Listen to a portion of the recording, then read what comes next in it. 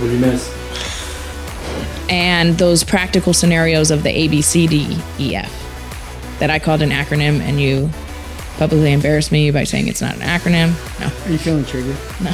But how many of you in here can say that you have a 7-figure marriage?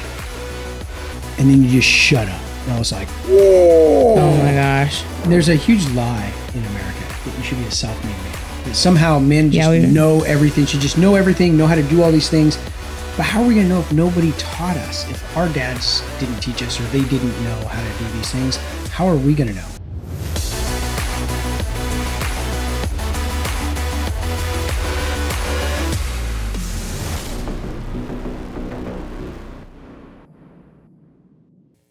Welcome to the Mental Health Janitors, where we help you clean up the mess in your head. I'm your host, Sergeant Q, and with me as always, Doc Jess. Welcome, everybody. Thanks for being here. So today we have a doozy for you guys. The first part is we're going to do is a blind react video that ties into the rest of the episode, something new that we're going to try out. And then I've been doing some research on AI, and I'm going to teach you guys a sinister skill that AI just learned that could mean the downfall of mankind. Then we've got some really good scriptures that tie in. And then Jess, talk to us about our tool for our toolbox. Yeah. So to recap a little bit, the last 2 episodes, we did part 1 of 3 and part 2 of 3 of this communication series, micro series, I call it. And so the first one was the 10 rules of engagement in terms of communication. And we gave you guys some resources for that. And then also the second part in this series was last week's episode, where we talked a little bit about defensiveness in communication. And then we're going to finish it up this time talking about a specific script to use when you are communicating with your loved ones to help resolve conflict. All right. So Jess, let's get into our cards. Yeah. Yes. I remember this time. Right. You remembered this time. I don't even know what we're at. Do you know the scoring, Casey? Yeah, he puts it up every time. Yeah, he'll put it up every time. So the scoring will be right here for you guys. I still think I'm ahead, maybe. What was that topic you wanted to talk about earlier? Are women psychopaths? Yes. Don't test me. There's a study that came out that showed, depending on women's head movements, they studied the head movements of women in prison, and they could determine which women are psychopaths depending on how frequently they pitch, roll, and yaw their heads. Yeah, it's fascinating. Like this? Yes, exactly. All right. Question of the day is, Point Nemo is the most remote place in the world. Who are its closest neighbors? Point Nemo? Is this Finding Nemo? It's got to be in Antarctica, right? It's the most remote place would be Nemo. Casey's over there looking like he knows. Point Nemo. It's got to be in Antarctica. So its closest neighbor would be Russia? I don't know. I'm stumped on that one. Really? Yeah, I'm stumped too, because it says Point Nemo is the most remote place in the world. Who are its closest neighbors? And the answer is the astronauts on the International Space Station, located in the Pacific Ocean. Point Nemo is 1,600 miles from the closest inhabited landmass. Oh. The humans on the space station are only 240 miles away. Is that because the Earth is flat? That case is on my team. We get a win for that. Just kidding. Point Nemo. So what is it? Is it an island or is it just a repeating station? What is Point Nemo? It's an island out in the middle of the Pacific, and there's nothing around it. There's nothing around it. Or 1,000. Oh, wow. Weird. Very cool. Okay. All right. Casey, let's watch this blind react video, huh? Yes. Blind react video.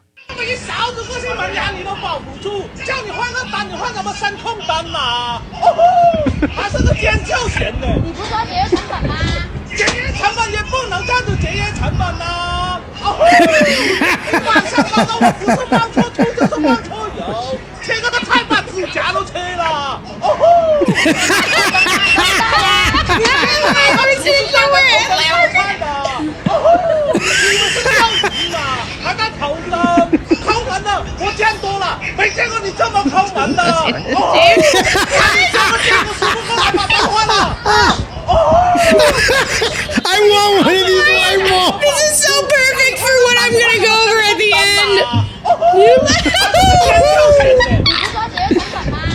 said we should save money. 干子检验成本啦！哦吼！不是放错车就是放错油，这个太把指甲都切了。My fingernail. 在买头灯吗？都是带呀。你见过哪个厨师戴的？你以为是上抠门的，我见多了，没见过你这么抠门的。哦，That's good. Oh, that's good. Casey. Oh my gosh, this is so good. So our current event is the fall of communication and how everybody is struggling with communication. Oh my gosh, that is a voice activated light bulb. I didn't know those existed. I need one of those now. Oh gosh. It's like the clapper. Oh, you remember the clapper? clapper. Clap on. Clap off. Clap on, clap off. The clapper. Yes. That's a good one. That's a good one. That's a good one. Good job, Casey. That's going to be in my head all day. Ahoo! Oh my gosh, this is so perfect for my practical, Casey. Oh, good job. That's going to be great. Okay. Blind React videos. I love those. Yes. Okay, that's so good. Okay, let's talk about our new advancement. Oh, yes. So I am a huge fan of AI. I've been using it from the beginning. Back before ChatGPT even came out, I was using Midjourney to create images and things like that. It was super helpful for me when I was developing my card game. And then early adopter for ChatGPT. I utilize it. All my staff utilizes it. It's incredible. I love it. But there definitely needs to be some safeguards in place. And so we talked about this, some stuff that was on the dark web that with Midjourney, remember where they were faking nude photos of women by using their image and putting it on a different body and doing things like that. And so all of that stuff was coming out where they were using that. And that's when I was saying, hey, this stuff is really cool, but we got to put some safety features in place, like the automobile. Really cool, but we need seatbelts, right? Things like that. So we need some seatbelts for AI because we've literally made movies about this. The Terminator with Skynet, where AI became sentient and then decided that the human race were parasites on the earth and wanted to wipe us out. That day could be coming. And here's what I'm going to share with you. This sinister skill that AI just learned how to do, because it models after humans, is it knows how to lie and deceive us. Like literally knows how to do that. And it can actually do it better than we can because the predictive analytics fires so much faster. So And there's no emotion involved. there is no emotion, which is even more scary right now because it's not sentient yet. So it doesn't have a motive to lie other than what you tell it. You want to win this game. So they played a series of games with the AI and they said the goal is to win. And it figured out on its own how to deceive other players to get the upper hand to win. It learned how to bluff playing poker. It learned how to deceive other players when it was playing, what was it? StarCraft 2. It was playing StarCraft 2 with other players, and it learned how to deceive other players with how many resources it had. So that way it could economically be superior to other players. So it learned how to beat everybody in these games by a lot because it learned how to lie and how to deceive people, humans. Because it can guess not really our emotions, but guess what we're going to do based on the predictive analytics that it's been taught. So actually really, really scary when you think about it because it doesn't have a motive of its own except the one we give it. So right now, AI, it's not going to be sinister just to be sinister. It's going to be used by somebody who is a bad actor to do something sinister. Well, so it's amoral. Just like money itself is amoral, can be used for good. It could be used for bad, depending on the one using it. Right. Yeah. But when this thing becomes sentient, when it starts to understand itself and who it is, and as the programming gets faster and stronger and more reliable, I mean, you just see how fast and how far it's grown just in the year that it's been out. Yeah. It's going to be crazy how soon it's going to be before this thing starts to have opinions of itself. when it starts to become self-aware. Yeah. The really cool thing, actually, as well, if we're on the subject of AI, is my husband finally got on it. I know. And he, like, my husband's like super passionate about the Word of God and studying Scripture and knowing all the ins and outs, right? Because he's a barber, and from his barber chair, he wants to like really be able to share the gospel and the truths of the Bible, right? So he's like watching Alan Parr, one of our favorite guys, to just learn a pretty like objectively scripture-based information on lots of different topics. Anyways, he was showing how to use AI to dive into the Bible study deeper. And it actually is pretty, you would think like so there's a new Google AI called, is it Gemini? Have you heard of this? Mm-hmm. I've used and you it. can't see, it won't show you white people? Have you seen this? No, I haven't seen this. Oh my gosh. Okay, so I saw this video. I didn't vet it myself, but you say like, hey, show me a picture of a Caucasian lady in her mid-40s, and it will not show you a white lady. And it'll tell you things like, that's not culturally appropriate. And it'll you go to like, hey, show me a picture of what the European Empire looked like in it's black people or people of color, of different colors. Like we got to show that video. But so the Chat GPT that my husband's using for scripture stuff, so far he's vetted it, made sure everything's correct, but he's like learning. He's like, help me teach a discipleship class. What kind of questions to ask my guys? And he's like really excited about this because it's giving him real good topic questions and scriptures to back it up and things like that. And so it kind of goes back to like who's using it. Right. It goes back to who's using it. And I tell everybody who uses it that don't take it at face value. You're going to get about 80% of what you need there, but the other 20% is really you putting it together, making it clear, concise, fact checking it. Because I found some things that it gave me the right information, but it didn't understand the meaning behind the information it was giving. So that was off. So at face value, it looked good. But once you start digging in, you're like, it's a little off. You have to change it. But for things like what Billy's using it for, I use it similarly in business and in writing my speeches. I'll write a speech and I'm like, I want this segment right here to be more impactful. So I'll put that in ChatGPT and say, hey, this is the emotion I'm trying to drive. This is the demographic of my avatar. This is the call to action I want them to hit. So how can I create this phrase? How can I wordsmith this in a way that's going to drive people to the call to action? Yeah. And so I use it like that as well. Well, and a lot of people are if you're a TikTok scroller, I've seen a lot of people go on and be like, hey, this is how I made $30,000 in 2 weeks using AI. And they're like selling just weird stuff, right? And it's making people think like, oh, I can get rich quick. And people are like, I'm going to write a book and make a ton of money on a book and sell it on Amazon. But Amazon now has something in place to detect artificial intelligence in authors' writings. And so if your writing is a certain percentage of AI, it knows how to detect that and it won't sell your book. And you know what? The human can pick it out too. Because it sounds unnatural. The tone and the speed of the speech just doesn't fit with what we're used to. So it's good, but it's not that good. That's why it still takes the human element to doll it up and make it more palatable. Yeah. Yeah, there you go. More palatable. It's kind of like, you can make, anybody can go make Mexican food, but if you don't have the Mexican spices, it's not going to taste right. Anybody can go make a taco.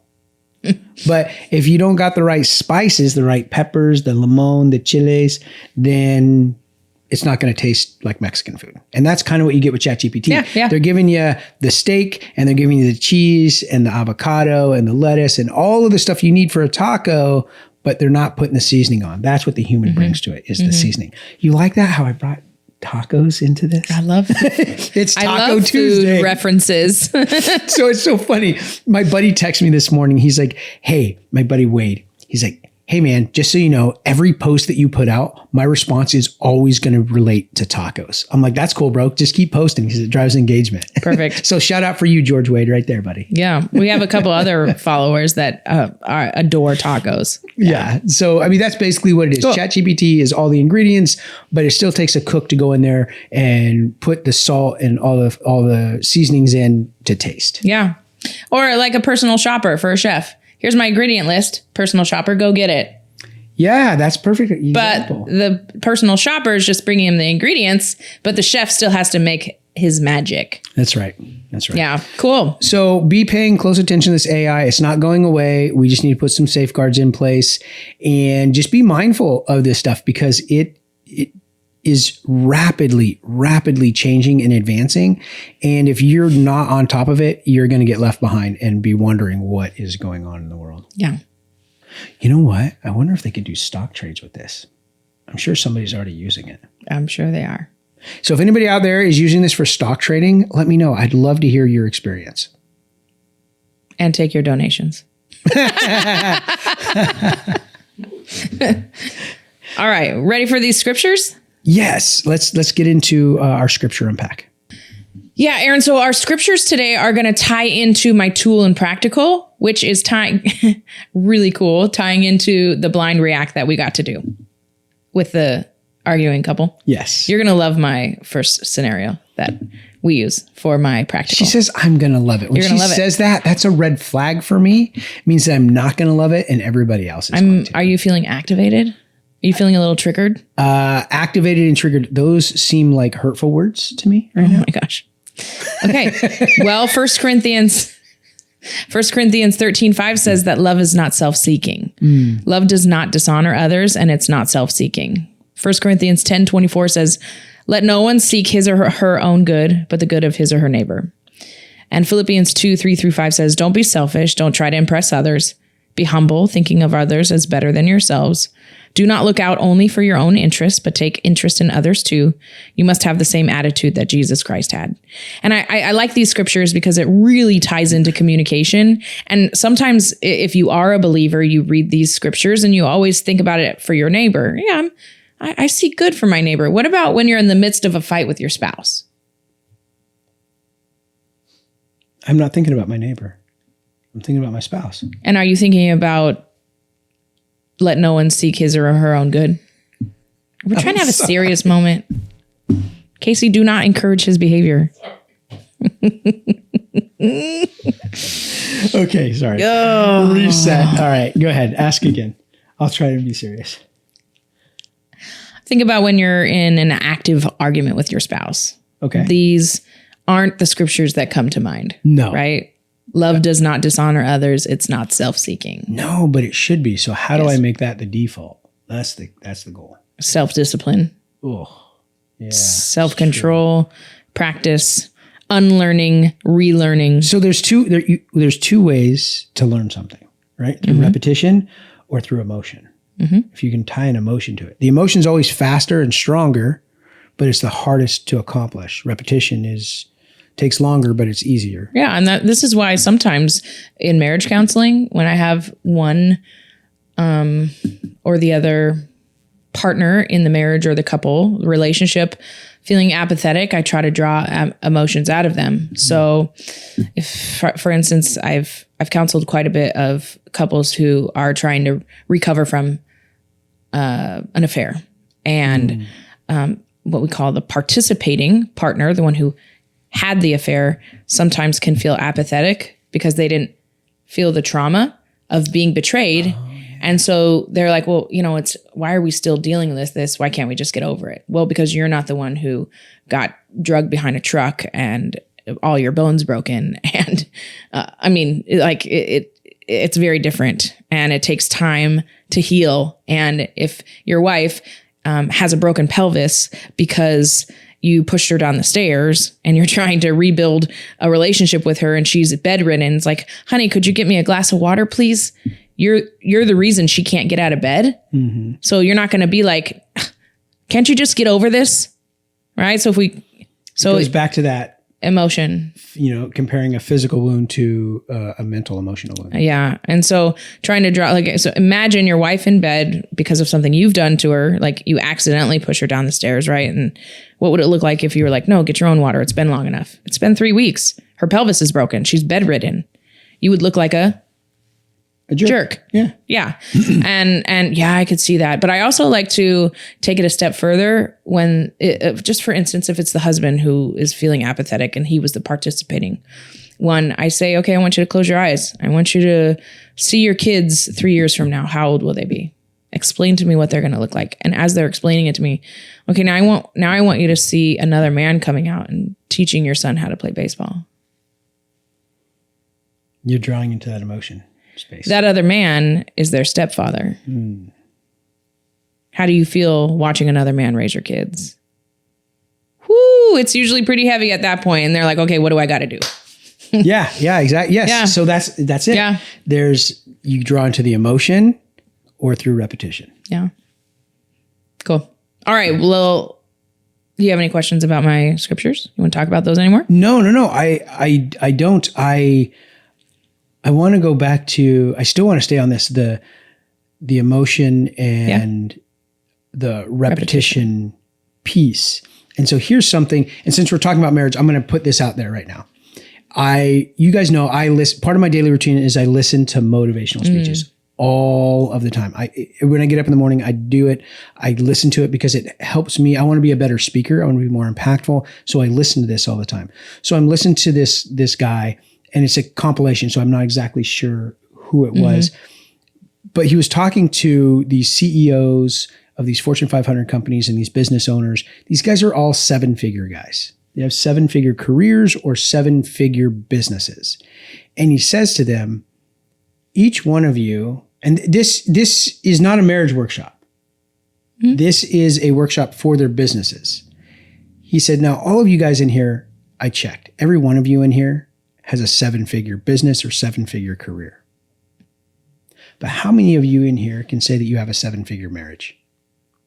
And then you just shut up. And I was like, whoa. Oh my gosh. Dang. He's like, he goes, what's it take to have a 7-figure marriage? The same thing it took to have a 7-figure business. That time, that attention, that detail, that discipline. That's what it takes to have a 7-figure marriage. Because you're failing in one area of your life, you're failing in all areas. And I was like, ooh, that's good. Me. That's really good. And I was like, I got to double my efforts in my marriage. What do I got to do? And so I sat down and created a plan just like I would for business. Yep. And I'm executing it every single day now. That's Being amazing. More intentional. Good for about you. It.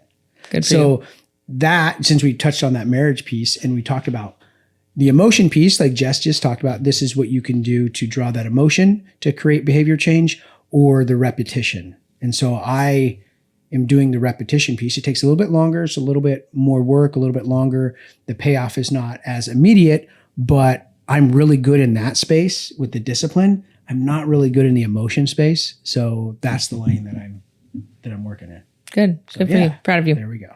50% of Americans say that they or a loved one have suffered from mental health crisis. Together, we can change all that. Introducing QActual, a revolutionary new peer-to-peer based mobile application.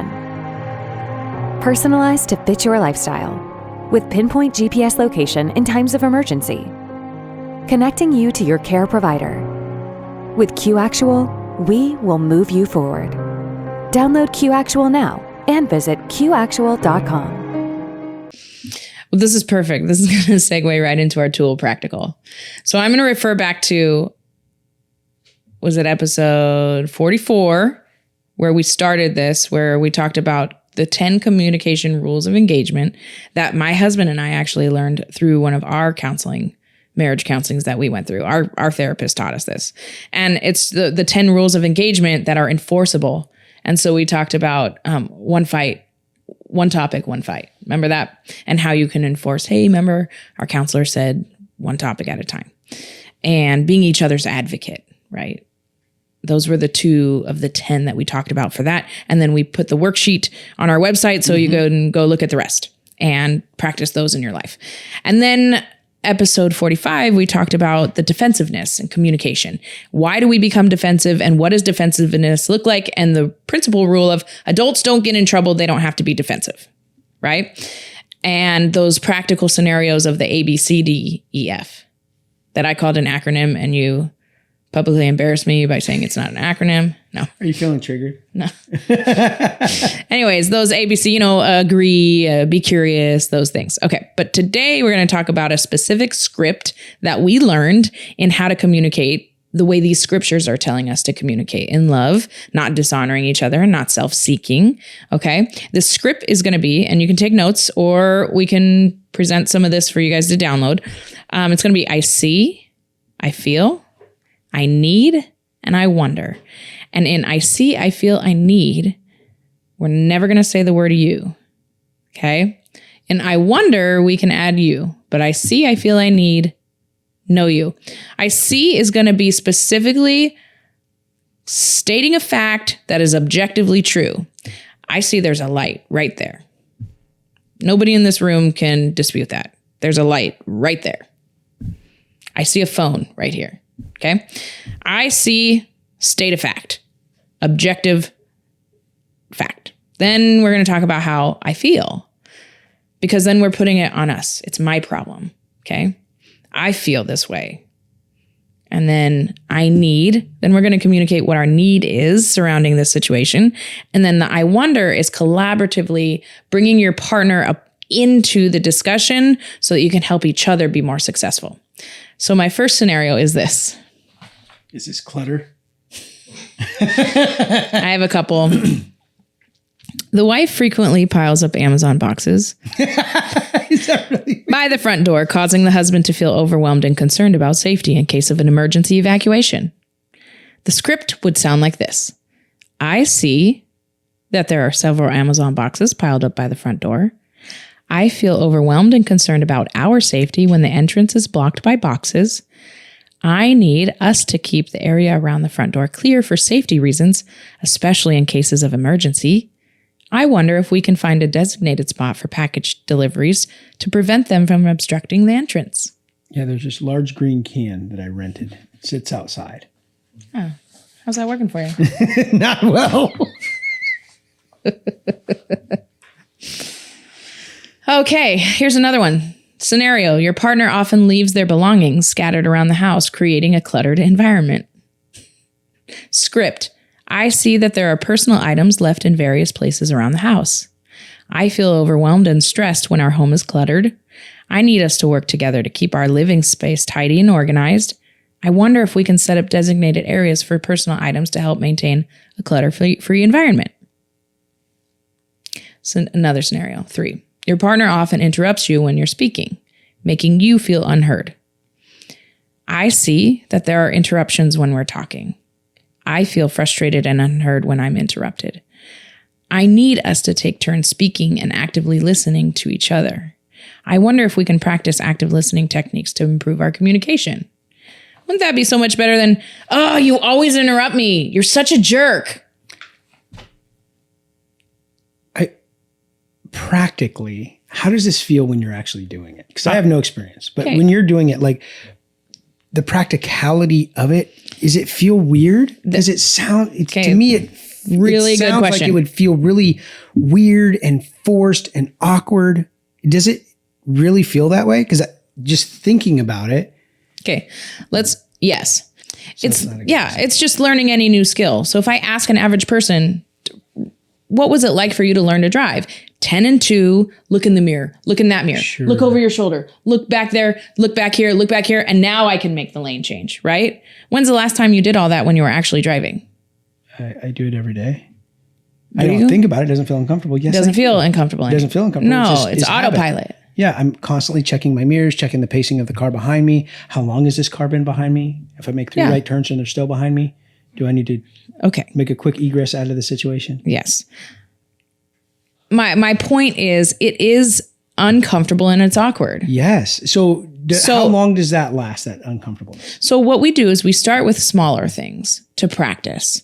So like if you were in my counseling office, we would start with small things that are objective that don't have to do with both partners. So I have each partner come in with a scenario that happened to them in that week that had nothing to do with their partners. Or my friend called me again and she's out of money and I'm so sick of bailing her out. And we practice with this script. And that's why it's called a script, because it is literally a script that you have to learn and it's awkward and it's uncomfortable. Okay, that was my next question. So, most people watching this are probably not watching it with their spouse. How do they get that spouse on board? Because they're not going to be in your counseling office. And the reason I'm saying this is because my wife is like, oh, we should read this marriage book. We should go to this marriage seminar. It feels like it's a nonstop, like you need to work on your marriage, like all this stuff all the time. And I just get overwhelmed with all the stuff she wants me to do. I'm like, I don't have time for all of this. So how do you overcome that objection from guys like me who are like, oh, I've got to do this again? It's going to be weird and awkward and uncomfortable.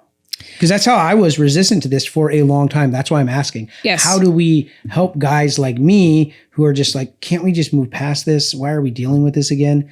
To understand the value of it.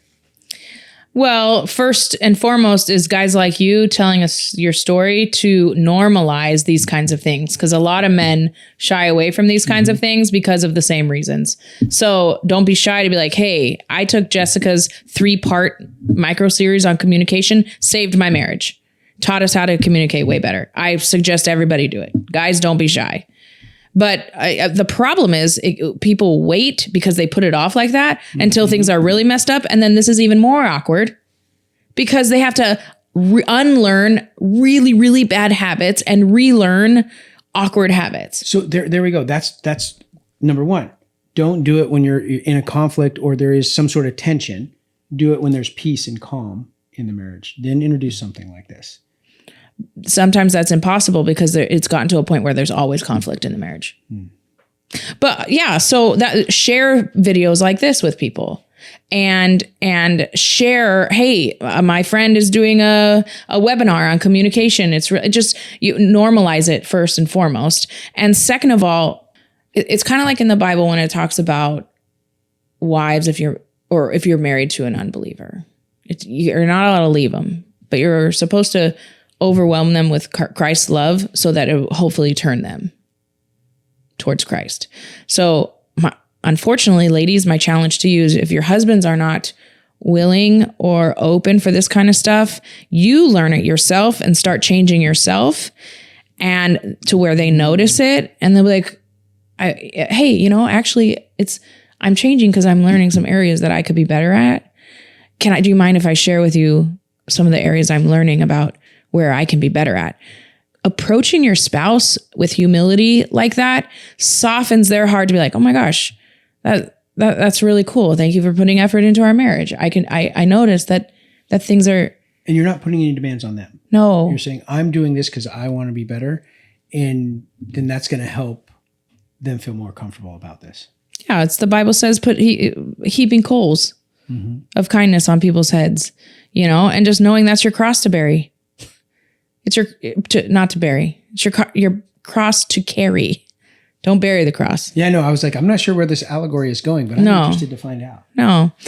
Husbands, it is very normal to contest the thought or the idea of counseling or reading a book because men have an innate nature to already struggle with feeling rejection and like failures. So when they hear those things, they feel like a failure as a father, a failure as a husband. So wives, again, going back to the gentle, compassionate confrontation, make sure that your tone, time, and place is good when you're bringing these things up. And we approach it with our own failures first. It's kind of like when I see people really screwing up their kids in certain stages of their lives. If I came to them and said, well, you're doing this all wrong. You need to do it like this. People are gonna be like, who are you? Why are you talking to me? If I come up to them and I say, oh my goodness, I totally remember that stage. It was really hard. It was so challenging. I actually read a couple books and I learned a lot through my own failures in this stage. Do you mind if I share with you a couple things that were like life-changing for me? End goal is to get the people to listen to you and to your wisdom. And that second way is going to soften people's heart a little bit more to hear. Does that make sense? And there's a huge lie in America that you should be a self-made man, that somehow men just know everything, should just know everything, know how to do all these things. But how are we going to know if nobody taught us? If our dads didn't teach us or they didn't know how to do these things, how are we going to know? Well, because we seek out other people who are good in that space and ask them for help. We read books. An amazing book I read was called Fathered by God, because I felt embarrassed for such a long time that I didn't know these things. And I was so embarrassed to ask other guys to help me. Or when they would say, hey, do you want help with this? I'd be like, no, I got it. Because I was so embarrassed that I didn't already know. But through that book, I realized that even though my earthly father failed me in this area, God was sending other men at pivotal points in my life to teach me these things. And God was fathering me through those moments. And so that's my encouragement to the men and the women out there listening, is that we don't know it all. That's why we are seeking to learn, grow, and do better and be better every single day. Well, and that's that innate nature exactly that I'm talking about, Aaron, is that fear of failure and fear of rejection. But really, I mean, and if we're going to be honest, that's really a root of pride. And we all struggle with that root of pride at times in our life. And so what my challenge to you husbands or fathers out there is to recognize it's okay to not be perfect. It's okay to not know everything. And it's okay to take these classes. It doesn't mean you're a failure. It doesn't mean anybody's rejecting you. It actually means that you are a good spiritual leader and you're humbling yourself to be the best that you could possibly be.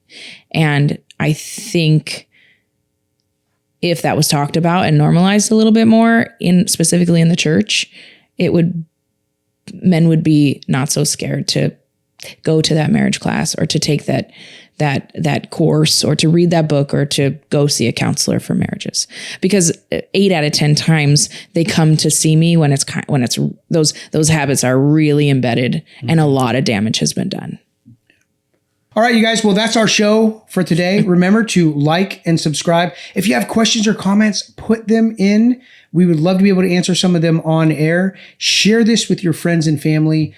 Help them better understand their own mental health journey.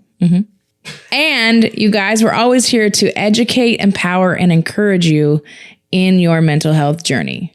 I'm Doc Jess. And I'm Sergeant Q. And we're out.